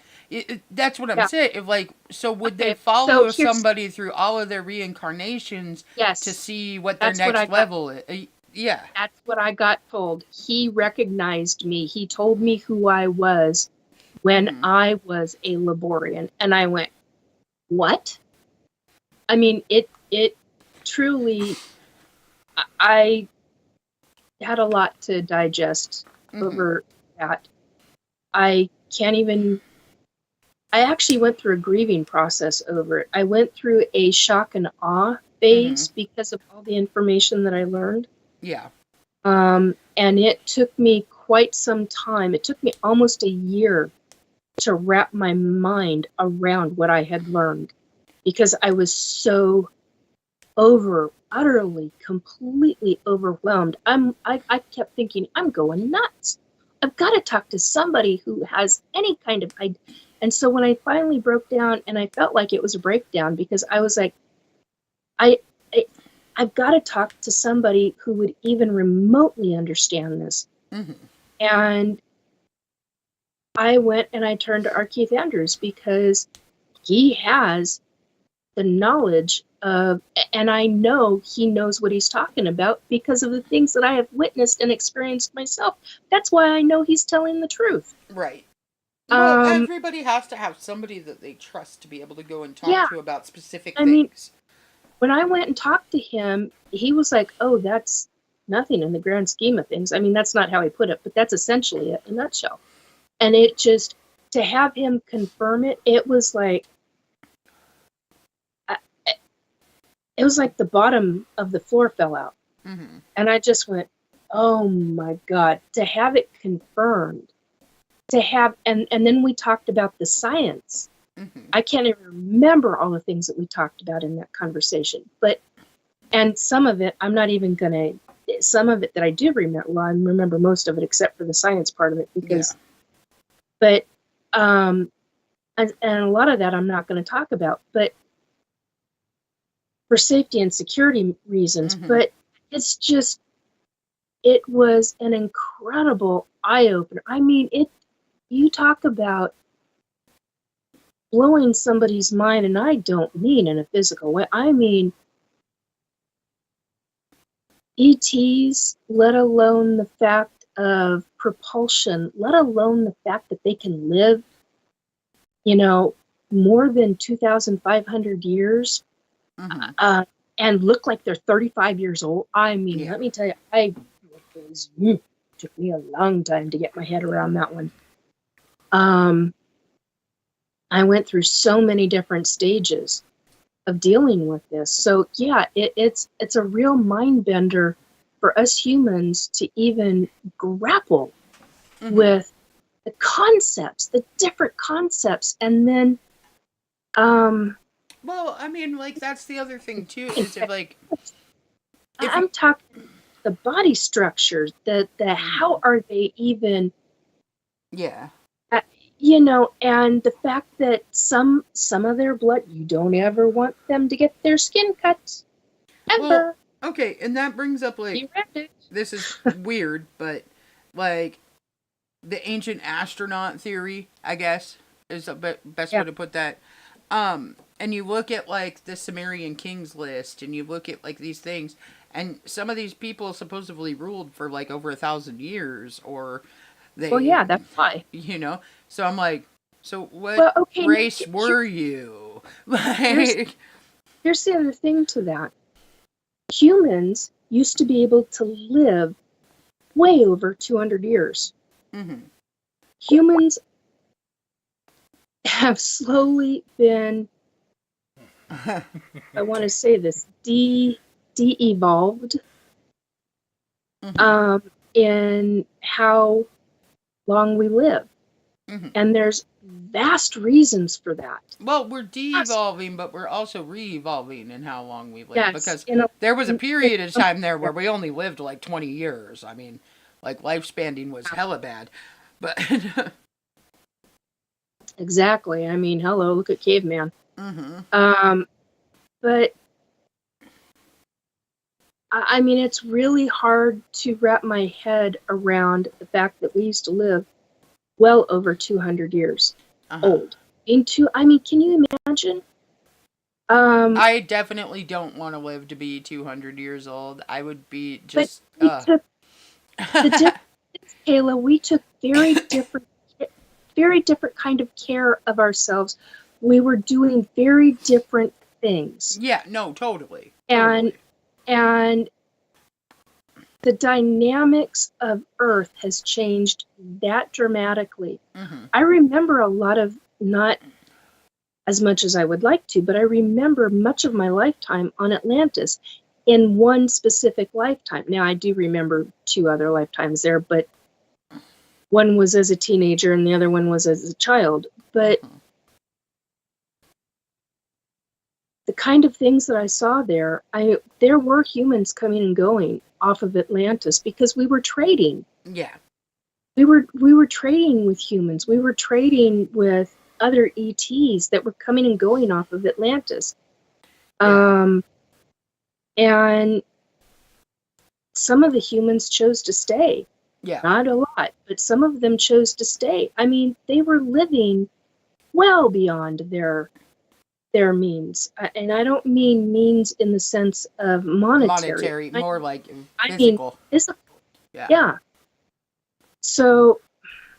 Yeah, like, if it came down to, like, living now for 200 years in the way that we treat ourselves and the way that our bodies act and everything else, I would much rather die at 80 than 200, for damn sure. There's no way. When I say this, I'm not joking. I would go live if I wanted to live to 200 years, I'd go live in a monastery because they know how to deal with the energy properly.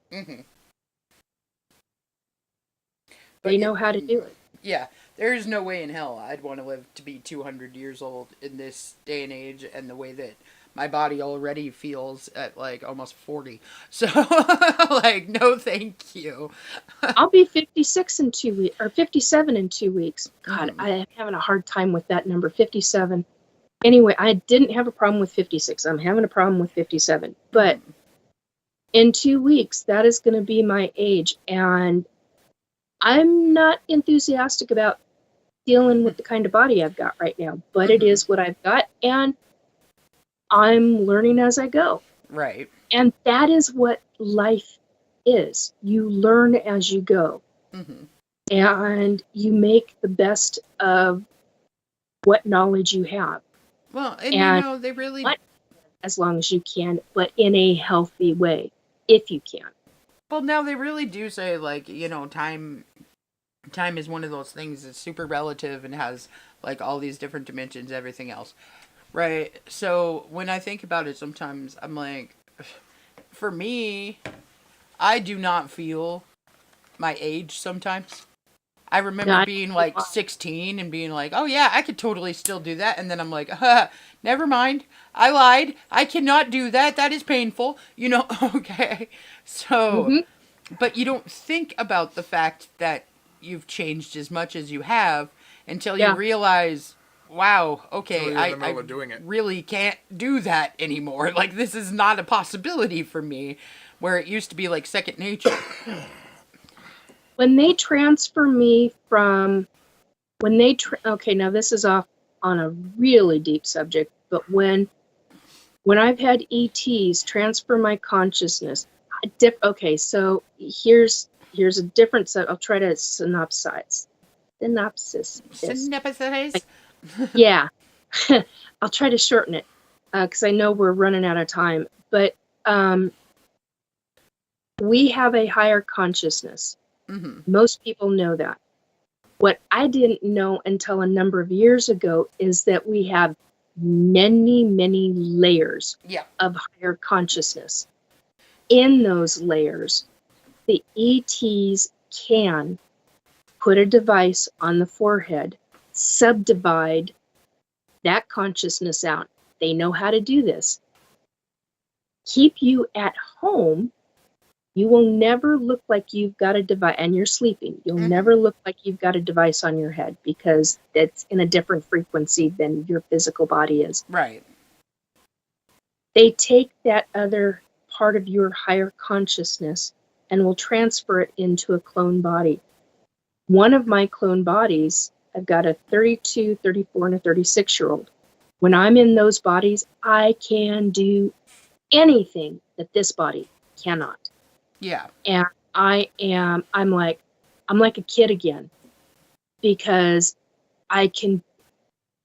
it's not just exercise. I've got my strength back. I've got my every aspect of the mentality that I had, the incredible type of memory that I had in that timeline. That's not the right word to say, but at that age, every aspect, it's very different when they put that higher consciousness back into this physical body. And I'm like, oh God, they took me again. And because I've got all these memories and it wasn't a dream, and yet because that higher consciousness had physical body muscle memory, my body then ends up with the physical muscle memory. And I'm like, how the hell does that happen? I still haven't figured that one out because I wasn't physically there, but yet my higher consciousness was, and it was attached to what used to be. It is a clone, but it used to be my physical body. Yeah. So the higher consciousness has the memory of it, and it's transferred back into this body. And then I'm like, oh, Christ, my muscles hurt because I was doing this and and I'm like, what the hell was I thinking? Because this body is very different than my 34-year-old body. The boobs are raised, the body was thinner, the body was much more active. Mm-hmm. I was much more muscular, I was physically fit, and I could fight. I could really physically fight. So if I had to, I could do it. Yeah. Defend myself. And so it's quite a mind bender when you're dealing with all of this, and society. The difference between when I was growing up, my grandmother, prime example, just regarding paranormal. My grandmother used to say, "Shh, Nicole, we don't talk about those things. We don't talk about those things. You don't need to go to the nut house. You don't need to go to the crazy house," or however it was she said. I've got it written down. But it's something along those lines. And it's just like, "Shh, Nicole, we don't talk about those things." And now, look how wide open the field is, even within families. I mean, people may yell and scream about it, but they're talking about it. Right. It's out in the open. Even the freaking government has come out and admitted certain things, even though they're not saying it's alien. We're not saying it's aliens, but it's aliens. Yeah, but it's alien. Yeah. Well, It's not ET, but you know. So, or they're reverse engineering, you know, it's like, oh, for God's sake. So, do you think that's going to continue? What, the reverse engineering? No, the admittance. Okay, not dealing as a psychic on this. Yeah. As somebody who's in society, I hope so. Do I think it is? Probably not likely. Much more is going to come out. As a psychic, I'm not using that energy tonight because I'm saving my energy for the show. Yeah. Just in talking. Because once we get done, I can tell you right now, I'm going to be coming down so hard and so fast because I was, and you guys know this, but public doesn't know. I was extremely sick and I lost my mom last week. So our whole family got norovirus literally 2 days after my mom had died. So we got hit very, very hard. And my body is not recovering like the rest of the family is. I'm having a lot of still difficult issues. I didn't even know if I was going to be on tonight. But the point is that there's so many things have changed. And I would like to do the psychic on it. Will I look into it? Yeah, I will psychically look into it. But it's going to have to be after I've really rested. From a person of public knowledge, do you honestly think with everything that he has changed in the last couple weeks and with what he's sending little Elon to do, and yeah, I'm going to put it that way, do you think Elon's going to allow that kind of fucking spending to release that? If he can find it. I think it is so buried in minutia and in corporate conglomerates that have government contracts, and the government contracts, based on how I understand it, just from people who are public, who have talked about how things are hidden over the last number of years, I don't think he'll actually find it. Things are too well relabeled. They're relabeled so many times over. So many programs are still running. Secret Space Program is still running. And I understand there are reasons that it's still running. Do I think it should still be running? No. Do I know that there's a secret space program? Yeah, I was one of the uncooperative participants. And that's putting it nicely. As nicely as I can without getting really angry and allowing my anger to fully come out. I keep that pretty well bottled because I get... Anyway, do I think that they've got trillions upon trillions upon trillions of dollars invested in these programs?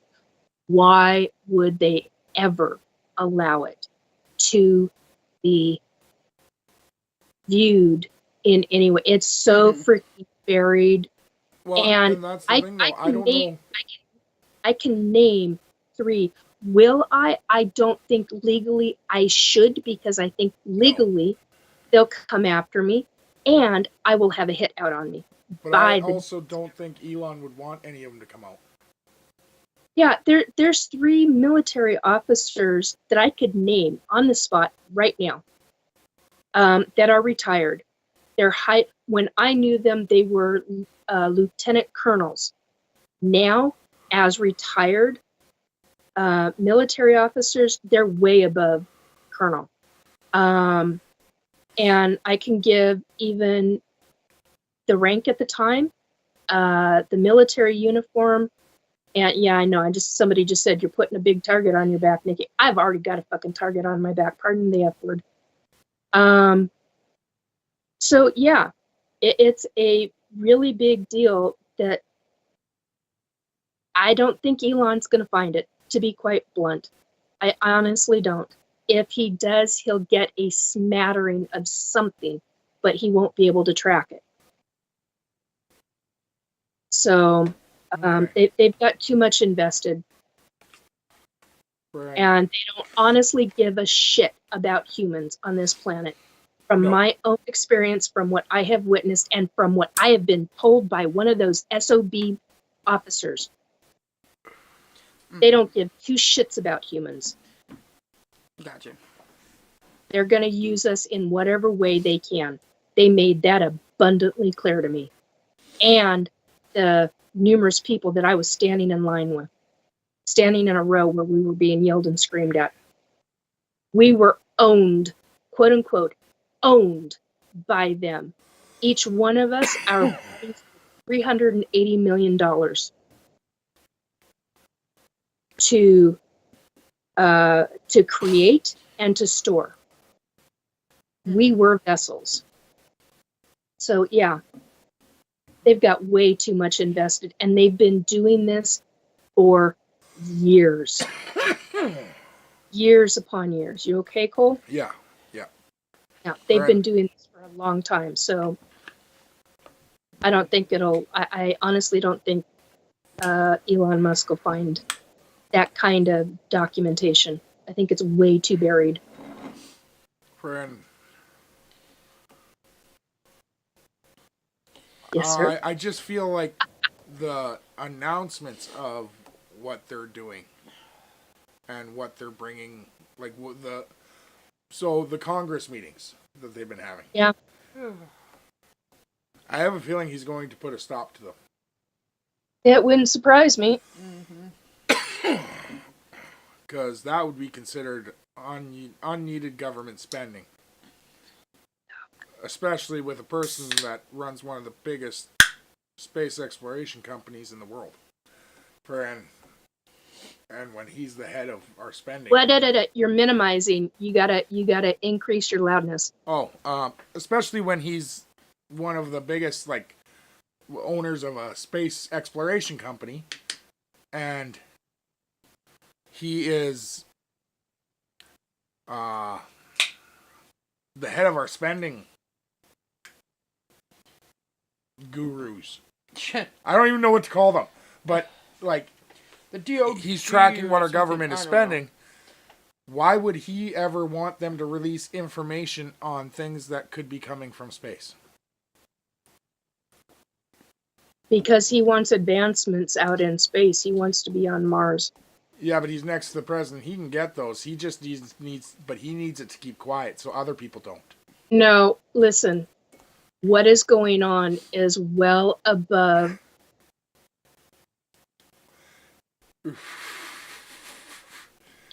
What is going on is well above the head of the United States. What has been taking place, and this is just my opinion, and from what I have witnessed, there's a trickle-down effect, and yes, he is the commander-in-chief. I get that. But when you hear military personnel make statements that are in the space program, and they have made statements about what they think of chiefs in command. Yeah.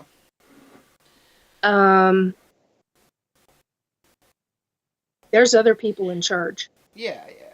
There always has been, though. There's the underlying business, whatever. There's this, there's that, there's...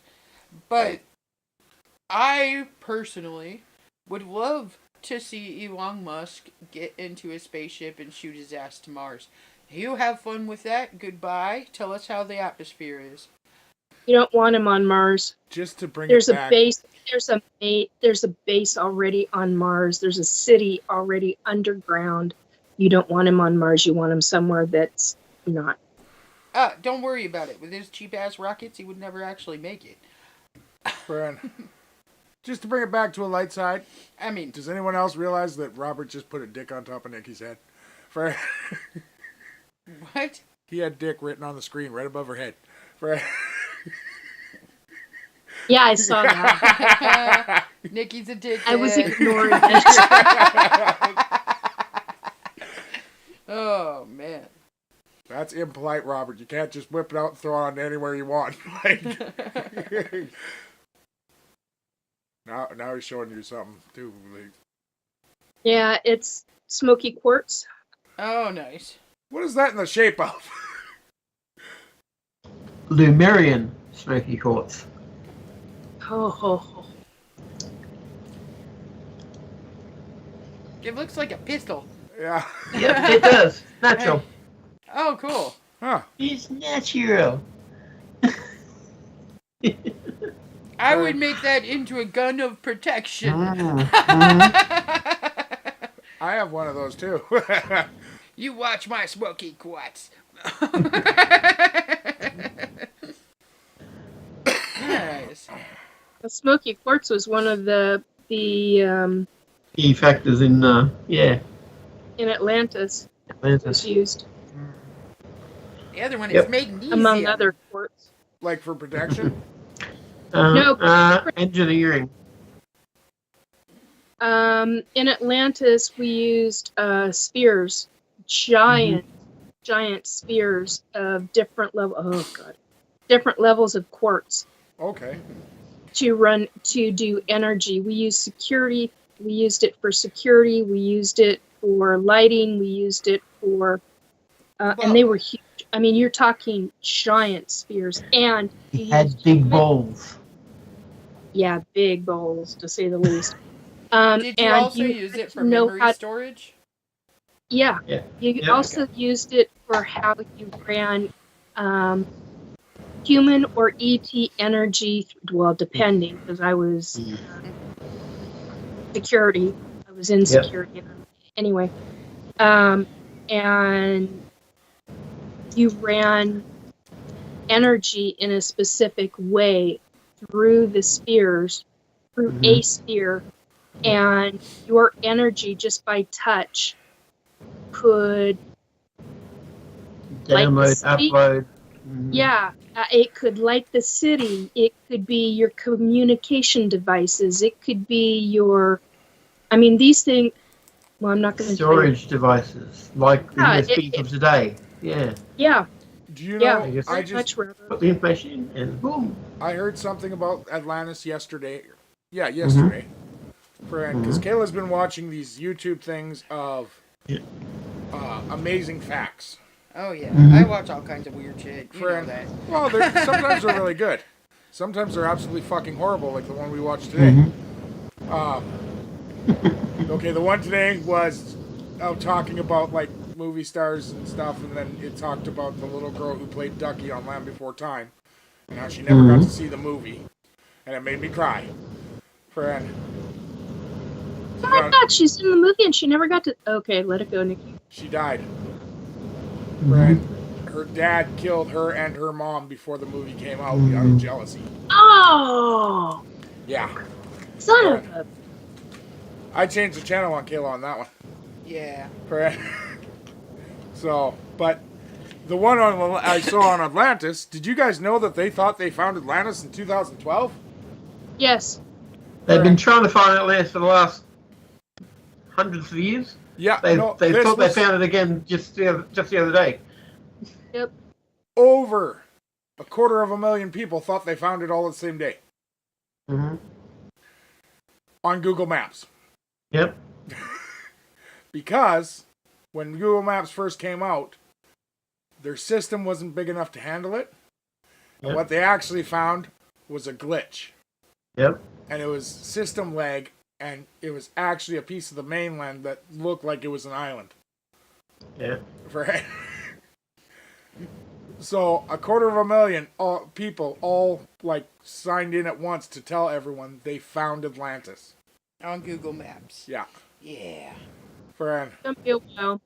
technology can be wonderful, but at the same time it can be a real sumbitch. Yeah.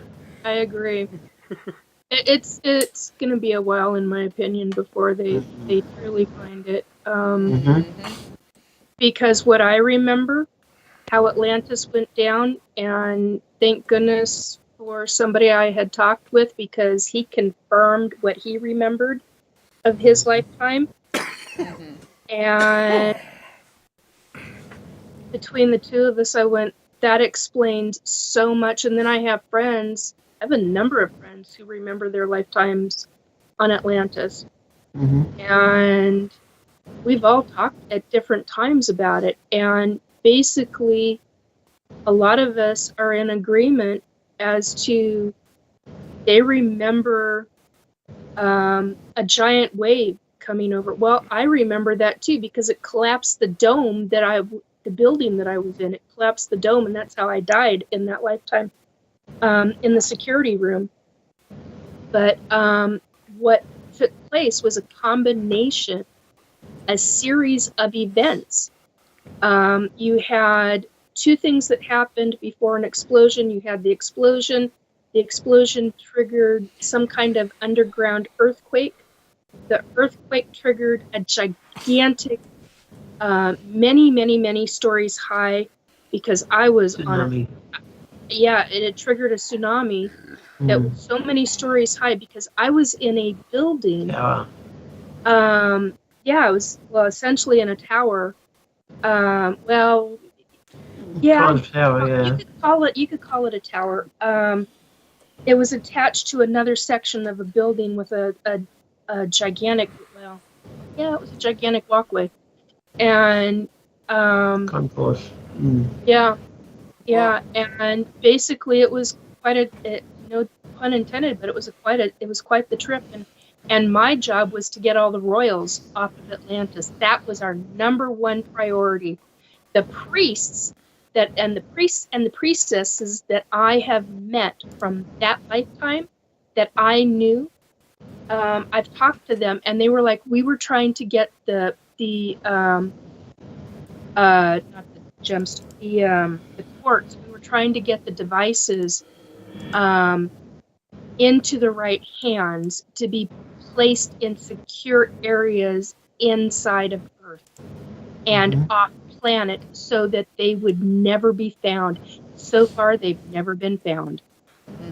Well, with that, guys, Nikki, I do want to talk about that a little bit more next week, because next week we are also going to be talking about, I want to talk about technology next week. Technology in Atlantis? Well, technology, Just not technology. only lost technology All that over. we've lost over the years, and also where our new technology is taking us, because we had something sent into us that I think we need to discuss a little bit, and it'll lead into Atlantis a little bit. It'll lead into a few other technologies that we've lost over the past 10,000 years, and continue on with that. So I'd like to do a show on that. So, friend, that's next week, guys. With that, we do have to go. It is now 12:04. 2 minutes over. Thank you for joining us. And we'll see you all next week. Bye everybody. Bye, guys. Bye. Data transfer complete. System malfunction. Please evacuate immediately. Program terminated.